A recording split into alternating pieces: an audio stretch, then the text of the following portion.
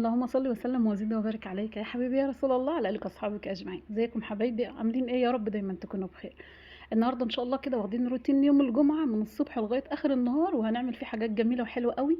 حبيت ان انا اعمل معاكم روتين كده كل اسبوع، يوم واحد بس في الاسبوع، ولو زهقتوا منه بلاش خالص. تمام؟ قولوا لي برضو رأيكم في التعليقات. عندنا هنا في البداية دي خالص دي دورة فراخ 50 فرخة. الولاد كانوا جايبينهم مع بعضهم يعملوهم مشروع كده مع بعضهم. فانا بصراحه حبيت ان انا اخدهم للبيت واديهم بتمنهم يعملوا بهم هم مشروع تاني. مسكت الفراخ، نقيت الحلوه فيهم اللي ما شاء الله مسمونه فيهم او ماسكه نفسها شويه فيهم، وبدات ان انا نضفناها زي ما انتم شايفين كده بالظبط. يعني الشباب قالوا لي احنا هنريشهم معاكي يا ماما، وانت بعد كده ابقى كملي تنظيفك بقى، احنا هنروح نصلي الجمعه. كنا احنا يا دوبنا فطرانين وقمنا على طول، كان باقي ساعتين على الجمعه. قلت لهم خلاص في الساعتين دول نبدا ان احنا نريشهم فيهم مع بعضهم، يساعدوني فيهم يعني. وبعد كده ابدا ان انا اكمل تنظيف براحتي. هي المشكله كلها في الطريشه، يعني في التنظيف الطريش الاولاني. بس ابدا بقى ان انا اشيل كل الجوانح وكل الرقاب وكل الرجلين، وابدا ان انا اخلي الفرخه سليمه زي ما هي. ان الحجم ده بيبقى حلو قوي في الشوي. يعني لو خليتيه زي ما هو كده وقبلها بيوم طلعتيها من الفريزر فكتيها، حطيت لها التتبيله بتاعتها وشلتيها في التلاجة، وتاني يوم على قبل الغدا مثلا بساعتين كده ولا حاجه، حطيناها في الشوايه خلاص بتتشوي وبتبقى جميله، وبتبقى واخده من التتبيله اللي هي متبله فيها قبلها بيوم، بتبقى حلوه قوي. برضه حابه انك انت تقطعيها منابات وتطبخيها عادي، مفيش مشاكل خالص. تسلقيها برضه بتبقى حلوه. على فكره انيه البيت دي بيبقى ليها طعم تاني خالص غير اللي انت شارياه من المحلات من بره. الفراخ بتاعت بره طبعا المزارع بتبدأ تديها تحصينات وتطعيمات وحاجات كده بتغير من طعم اللحم نفسها بتاعت الفراخ، انما دي ما شاء الله اللهم بارك بتبقى نظيفة، لحمتها حلوة مسكرة وجميلة قوي. بدأت عملت كل التوزيعات بتاعتها وكل التنظيفات، شلت الكبد والقوانص لوحديها، الأجنحة والرجلين لوحديها. ده بحب ازودهم على المنابات بتاعت لما باجي اعمل محشي بتزودهم دسامه شويه بتبقى حلوه. الفراخ بتاعتي اللي اتقطعت والسليمه سليمه، هبدأ ان انا بقى احط الكبد والقوانص دي كلها في علبة واحدة كده مع بعضيها.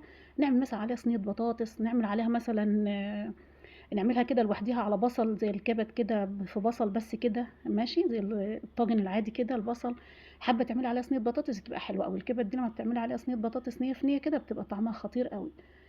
وفي مرات بنعملها عادي مع الاكل العادي. هبدا بقى ان انا اغلف كده الحوايج بتاعتي دي، خساره ان انا ارميها. يعني الرجلين عارفه ان حد ممكن يقول لكم الرجلين انت يا ام يوسف ما وصلتش للرجلين، بس بتحس ان هي بتبقى حلوه برضو، وانا عن نفسي بحبها. يعني انا عن نفسي بحبها، الولاد ما بياكلوهاش بس انا اللي باكلها. بزود بيها مع الاكل كده واحنا قاعدين بنبقى في المرقه كده بتبقى جميله قوي. بس غلفت دول بقى في العلب اللي هي بتاعه الوجبات اللي بجيبها للولاد للجامعات بتاعتهم دي. وهبدا بقى الفراخ نفسها ابدا ان انا احط كل فرخه في كيس.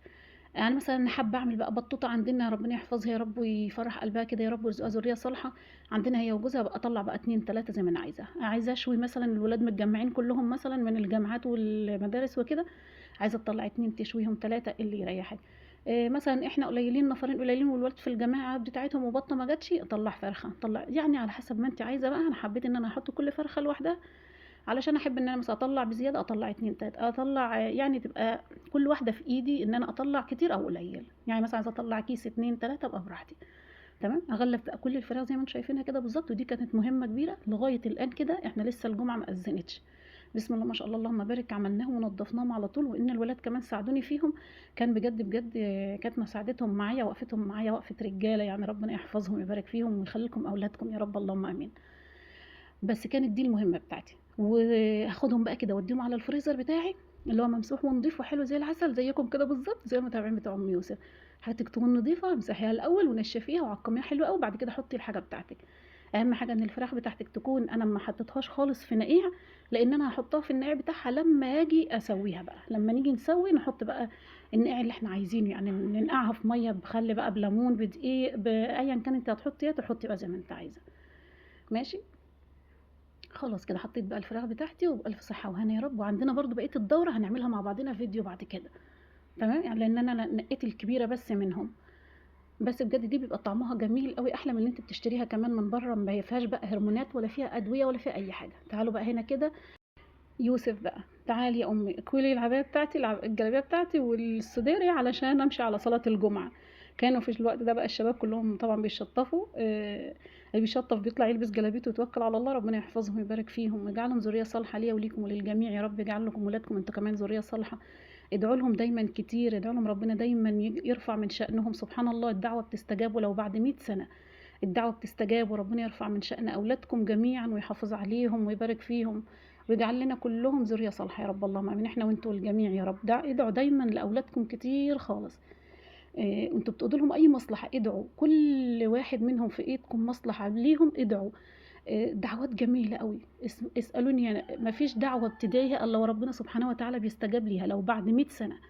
سبحان الله ربنا سبحانه وتعالى بيستجاب. وانت بتكوي جلابيه كده ربنا يحفظك يا ابني ويبارك فيك وتعيش وتدوى بعدد خطانها. دايما حماتي كانت تدعي لنا الكلمه دي، كان لما مثلا نجيب له طقم جديد لعيل كانت تقول يعيش ويدوى بعدد خطانه. يعني شوفي كل خيطه في الجلابيه او في الطقم، يعني لو فيه 100 خيطه يعيش ويدوى ب 100 جلابيه زيها. فهمتوا الدعوه؟ فكانت دايما تدعي كده الله يرحمه ويسامحها وينور لها قبرها يا رب، اجعله لها روضه من رياض الجنه. اتعلمنا منها كتير، ربنا يجعله في ميزان حسناتها اللي احنا اتعلمنا منها. خلاص خلصنا بقى كده جلابيه يوسف يا صغنونه وحلوه. يوسف عندنا في تانية ابتدائي، ربنا يحفظه ويبارك فيه. وحبيت ان انا اسمي القناه على اسمه لان هو بجد يعني ساعه اتولد كنت انا هشتغل في القناه اللي هي القناه الكبيره اللي كانت معانا الاول. بس كويت له بقى كده الجلابيه والقفطان بتاعها هم صغننين على قده. هيلبس بقى كده بيشطف جوه، هيطلع يلبس ويتوكل على الله على الصلاه هو وابو يوسف. تمام. الجلابيه دي عندنا على فكره بتتخيط ب 500 جنيه وب 400 جنيه، فاهمين؟ يعني القماشه نفسها مثلا لو كانت مثلا القماشه ب 800 جنيه ولا ب 1000 بتتخيط ب 500 جنيه. فالجلابيه بتبص تلاقيها وقفت على 1000 ونص و2000. ده طبعا على حسب القماشه. في قماش بيخش مثلا القماشه ممكن تبقى 2000 تقف على 2000 جنيه القماشه نفسها، ويرجع خيط يبقى ب 700 وب 800. وعلى حسب مثلا الجسم الانسان عيل صغير او راجل كبير بتخش خياطتها في 1000 و1200 جنيه على حسب هتعملي قفطان، على حسب كده فاهميني، على حسب نوع القماشه اللي هي هتتخيط. ايه الكلام ده كله كده كده هم بقى كده مشوا على صلاه الجمعه. وانا جيت هنا للبوتاجاز بتاعنا الجميل الجديد الحلو ده اللي حبيت اجيبه النهارده معانا مع بعضنا في الفيديو، على ان عارفه ناس كتيره منكم هتسالني عليه. البوتاجاز ده انا جايباه من محل بتاعه اجهزه كهربائيه. لقيت كام نوع يعني، انا حبيت اجيبه يبقى حاجه كده في التصوير ومدي شكل جميل. بس انا استخدمته دلوقتي لان البوتاجاز التاني طبعا كنا منضفين عليه الفراخ فمتبهدل بقى، مش هينفع ان انا اطبخ عليه في التصوير دلوقتي لما ادعكه يعني. بس ده بقى شغلته ركبت عليه انبوبه فيه منه كهرباء، بس طبعا انا ما فضلتش الكهرباء، انا فضلت الغاز. اوفر هيوفر معايا في الكهرباء عن في الغاز عن الكهرباء. الكهرباء طبعا هتخرب الدنيا في الفاتوره اخر الشهر. فحبيت ان انا اجيبه بالغاز وركبت عليه انبوبه وركبت عليه حاجه. قلت بقى احتاجناه ورحنا لغايه مره يبقى خفيف معانا كده بدل البوتاجاز الكبير واسهل من الشعله وشكله اشيك وانضف. حتى لو حد دخل عليك وانت بتعملي عليه اكل يبقى شكله نضيف وحلو عن الشعله العاديه. تمام. كان عندنا بقى حتتين لحمه حطيناهم يسخنوا. كان عندنا شويه لوبيا برضه حطيتهم وحطيت عليهم مغرفه مرقه كده علشان كانوا في التلاجة من قبلها بيوم. ده طبيخ طبعا يوم الخميس بنطبخ عندنا هنا في الأرياف يوم الخميس ناكل منه تاني يوم الجمعة. يعني مثلا بنطبخ للغدا يوم الخميس ما بنتعشاش منه بقى الخميس، لا بنتغدى العصرية كده ونشيله في التلاجة تاني يوم الجمعة. بنشوف بقى ناقص مثلا رز، ناقص طبيخ، ناقص مثلا هنزود فراخ منابات يعني، او هنزود لحمة، او هنعمل سلطة، هنعمل شوية ملوخية، هنعمل شوية شوربة مثلا، على حسب بقى اليوم انت هتمشيه ازاي واكلك هيمشي ازاي. طبعا انا جيت هنا بقى كنت ملخومه فسخنت اللوبيا واللحمه وعملت شويه رز وعملت شويه سلطه بس. وده كان غدانا يعني. حطيت بقى معلقه الملح مع الشعريه ومع الرز، بتخلي لك الرز تاخد الملح بتاعها بيبقى طعمها جميل قوي. ولا يمكن بتعجن منك ولا يمكن بيبقى طعمها مش حلو، بتبقى طعمها جميل وتاكلي كده من الرز ما تشبعيش. ماشي. طبعا انا هنا النهارده ما عنديش مرقه لان انا كان ده طبيخ تاني يوم بقى. ماشي. غليت ميه في الكتل وهبدا ان انا احط الملح بتاعي واقلبه تقلبتين شويه حلوين كده بعد ما احطه على الشعريه علشان ياخد الملح بتاعه كويس والرزيه بتاعتي تنشف في السمنه كويس تقوم ما تعجنش معايا. انما اول ما انزل بالرز وانزل بالمرقه بعديه على طول هيعجن معاك الرز. شويه التقليبه اللي احنا بنقلبهم دول بجد بجد بيبقوا حلوين ويخلوا الرز معاكي منطور كده وحلو، كل رزيه لوحديها مش معجن في بعضي. بس ظبطت الملح بتاعه وهبدا اغطيه بقى علشان ياخد غلوة وبعد كده اوطي عليه النار. اللوبيا عندي بدأت تغلي خلاص على كده، ده حلو قوي كده. ماشي. هعمل بقى شوية سلطة وطفيت على اللحمة بتاعتي لان هي كده خلاص اخدت فورة اهي وحلوة. عاملينها زي بالتوابل بس كده معلهاش اي حاجة تاني. قعدنا بقى اتغدينا وشربنا النسكافيه بتاعنا او الشاي. في جماعة بيحبوا شاي، جماعة بيحبوا نسكافيه، كل واحد طبعا على حسب ما هو عايز، بس دي لازم نشربها بعد الغدا علشان تظبط الدماغ. اللهم ارزقنا من واسع فضلك يا رب، اللهم امين. خلاص خلصنا بقى كده، انا عندي كوبايه الشاي بالدنيا، الشباب قالوا هنشرب نسكافيه، كل واحد بقى حسب ما هو عايز. قمت بقى انا وفاطمه، انا وريتاج، بعد ما خلصنا خالص بحب ان انا ادخل ريتاج معايا في المصالح، ايا كان هي بتعمل المصلحه كامله او ناقصه او مظبوطه زي ما انت عايزه او لا. ما تزعليش البنت وهي بتتعلم، علشان ما تزهقش وتكره مصلحه البيت. ان لما دايما نزعق على المصلحه، هي نفسها تكره المصالح وتستثقلها على نفسها. انما كل ما تقولها مثلا لا دي كذا، طب تعالى انا وانت نكملها كذا، بتبص تلاقي البنت تحب المصلحه وما تزهقش. دعكت ما شاء الله البوتاجاز، وتدعك الرخامه، وتدعك البوتاجاز التاني، كل ده وانا بدعك انا على الحوض. قالت لي يا امي ادعك انت على الحوض وانا هدعك هنا. بتقف بقى بصراحه حواليا، البرطمانات بتاعه التوابل بتمسحها وتحطها في العلبه بتاعتهم، البوتاجاز تدعكه من فوق من تحت، وكله زي ما شفتوا كده. ايا كان الحاجه بتعملها زي ما انت عايزه او لا، بس كتر خير البنت انها بتمد ايدها وتساعد، مش كتر خيرها، لا احنا عايزينها تتعلم. فعشان عايزينها تتعلم مش هينفع ان انا لا انت كذا، لا هي طبعا عمرها ما هتعمل زيك انت الكبيره، بس في الوقت نفسه بنبدا ان احنا نعلمها، لان لما تحسبي سنك وسنها، طيب ما هو في فرق في السن، انت برضه وانت صغننه زيها كده ما كنتش هتعملي الاعمال اللي انت بتعمليها دلوقتي. فاحنا عشان نعلم البنت ونخليها جنبينا، لان احنا عندنا هنا ارياف، لما البنت بتطلع الشارع كله بيلعب، كله صبيانه في بناته، فاهمين؟ فمش عندكم زي عندكم انتوا مدن مثلا كل بنت بتلعب البنت اللي قبالها في الشقه اللي قبالهم، لا، عندنا هنا الشارع كله مليان شباب، مليان رجاله، مليان بنات. حته بعد الظهر دي والبنت تطلع عندنا مستحيله، مستحيله انها تطلع الا ان كان بقى العصر يأذن والكتاب يفتح يروحوا الكتاب. قبل العصر بنص ساعه ماشي، بس رايحين على الكتاب على طول، ومش تمشي لوحدها في الطريق ده، في ناس بتقول لك اخوها يوديها لغايه هناك ويرجع. فعندنا هنا في الفلاحين يعني بيبقى في قرصه شويه على ان البنت تطلع وتلعب بره طول النهار، وده بيكون افضل واحلى علشان بتبقى مطمنه على بنتك. بس هتبدا بقى تمسح كله كده زي دعاكته عادي. انا كنت عايزه بصراحه اخده ادعكه على الحوض، بس لاقيها هي مبسوطه بيه عايزه تدعكه، فقلت لها خلاص ادعكي واعملي فيه زي ما انت عايزه، وهي مش اخر دعكه ليه يعني، بعد كده بقى ناخده بقى ندعكه على الحوض ونشطفه بميه عادي، لان هو ما شاء الله عباره عن القعده دي بس، والعيون بتاعته، وتحت مواسير بس اللي هي موصله الغاز، ماشي، والزراير بتاعته العاديه، وشوف دول الكوشه بتاعته، ودي الحوامل بتاعته، بس هو عباره عن ده. كان فيه منه اللهم بارك، منورانا يا ريتاج، والله ساعدتيني يا بنت، ربنا يساعدك ويديك الصحة يا رب ويبارك لك. عبارة عن فيه بوتاجاز منهم جوز عيون، في بوتاجاز منهم 3 عيون، في بوتاجاز منهم الأربعة، فلقيت اللي أنا الأربعة ده يعني زايد 300 جنيه عن ده وعن ده. يعني مثلا الأربعة ده جاي مثلا ب 1600 جنيه، التاني ناقص عنده 200 جنيه، التاني ناقص عنده 200 جنيه، فهمتوني؟ فابو يوسف قال لي خلاص خدي اللي انت عايزاه، اللي انت حابه اخديه. ربنا يبارك له يا رب ويوسع رزقه ويرفع من شأنه ويرفع من قدره ويكبر خاطره زي ما بيكبر خاطرنا. وكل زوج بيكبر خاطر زوجته ربنا يكبر بخاطره، وكل زوجة بتكبر خاطر زوجها ربنا يكبر بخاطرها. انتوا تتخيلوا ان جبران الخاطر بين الزوج والزوجة ده شكل تاني خالص، في الكلمة الطيبة، في احترامها، في احترامه ليها او احترامها ليه قدام الاولاد، ده ليه معنى كبير جدا على فكرة.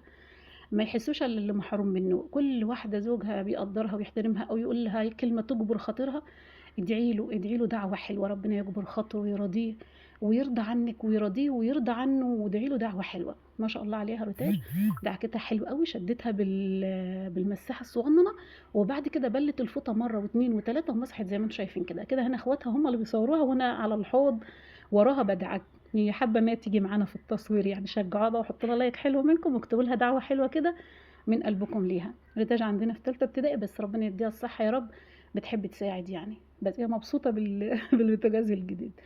بس الانبوبه بقى بتاعته تحتيه على طول، قلت لها خليه هنا على الرخامه بعيد عن الترابيزه الخشب علشان ما يوصلش ولعه للترابيزه الخشب. في المرحله دي كانت خلصت كل الرخام، كملت الناحيه التانية، لان احنا عندنا المطبخ بتاعنا لف في الناحيه التانية فرخامته كبيره شويه. كملت بقى الرخام الناحيه التانية، وجات لقيتني هنا بقى انا خلاص بخلص بقى الحوض. كل ما بدعك بتعملي بنفس الشكل اللي انت شايفاه ده، تدعكي الحنفيه، تدعكي الحنفيه بتاع الفلتر، تدعكي الحوض نفسه، تدعكي كل حاجه كده، بتبصي تلاقي الحاجه تفضل نظيفه وحلوه، ويوم بيوم بيبقى سهل، عن ما تسيبي المطبخ شهر واتنين وتلاته يبهدل منك، وبعد كده تفضلي تقعدي يوم سليم تفضلي تحكي. فهمتي؟ كده كده السلكه هي اخر دعكه ليها، يعني انا دعكت بيها المواعين كلها كتر خيرها، بروح بقى عامله بها الحوض والحنفيات وتحت الحوض، وخلاص على كده.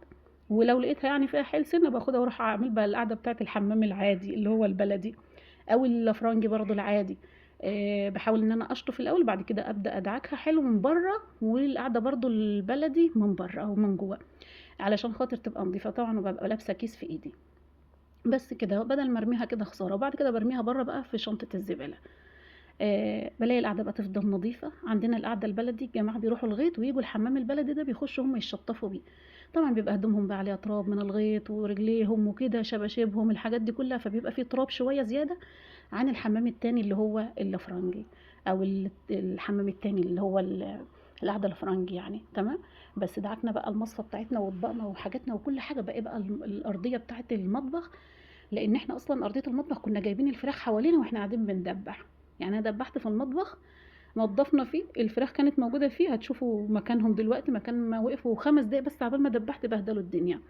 فشديت بقى كله كده، كوبايه كلور على كوبايه صابون سائل او اريال ايا كان المتوفر عندك، وشويه ميه، وامسحي بقى بالشليته ماشي، بقماشه في ايديكي ماشي، بالمقشه دي ماشي، بالمساحه ايا كان، حكي بقى المقشه دي طبعا بتظبط الدنيا. اهو شوفوا الحته دي بين الانبوبه كده والحته دي، هم كانوا واقفين هنا، وبنمسك الواحده بالواحده وننضفهم. هعمل بقى ده كله كده واحكه حلو قوي، واسيب الاريال ده فيه 5 دقايق كده، وارجع اجي تاني باريال وبكلور شايفين ارضيه المطبخ ما شاء الله اللهم بارك، اقل القليل بتنضف منه، لان مثلا ممكن 3 4 مرات في الاسبوع بيتعمل بنفس الشكل، فمش بيلحق ان هو يعمل معايا طبقه دهون او اي حاجه حوالين البوتاجاز ايا كان، في الارضيه ايا كان، فهمتوا؟ البلاط شايفين هو ما شاء الله اللهم بارك بيلمع من اقل القليل يعني.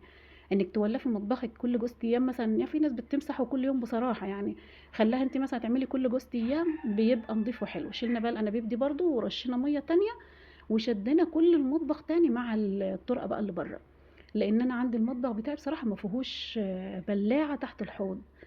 المطبخ عندي لما جينا نعمله يعني قلت لهم اعملوا لي بلاعه تحت الحوض، قالوا لي بتطلع صراصير وريحه مش حلوه ومش عارفه ايه بصراحه، فما رضيش الراجل خالص يعمل لي بلاعه. قلت له ما فيش مشكله. فده بيخليني بقى اشيل هم ان انا امسح كل يوم، علشان عندي الطرقه اللي بره انا فارشه فيها سجاده بطول الطرقه كلها، فمش كل يوم هشيل السجاده واحطها، فبضطر ان انا كل يوم امسح بالشيليته عادي خالص والجردل الشرشوبة يعني، ويوم في الأسبوع بعمل العملة دي، أشيل بقى الطرقة وأروح عاملة العملة دي. خلصته مسحته حلو قوي ونشفته. وده هنا بقى كده يوم السبت. يوم السبت اللي هو هينزل لكم فيه الفيديو النهاردة. رحت لأم الصبح، غسلت لها شوية غسيل، قعدت معاها شوية لغاية بعد الظهر ما أذن، عملنا لها الغدا واتغدينا معاها وجبنا بعضنا وجينا. طبعا عملنا لها هناك رز، وهي قالت هنعمل رز واللهم بارك وبانيه وسلطة.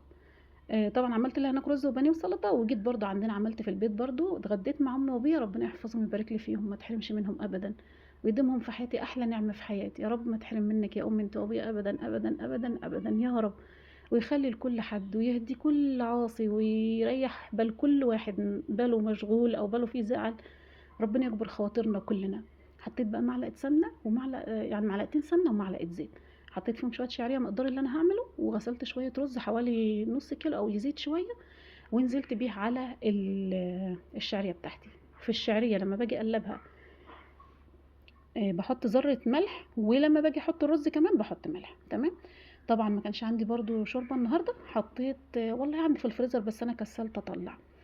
غليت كاتل ميه وهحطه بقى عليها، واشوف الحياء بتاعه الملح بتاعه، وبعد كده هقفل عليه. هنا بقى انا كنت جيت من هناك على طول قبل ما ابدا التصوير، كنت تبلت شويه بانيه عندنا. تمام. الفراخ رخيصه اليومين دول، الكيلو ب60 جنيه، معرفش ولا ب63 جنيه، اللي حابه تشتري كايلين وتحطهم في الفريزر اشتروا.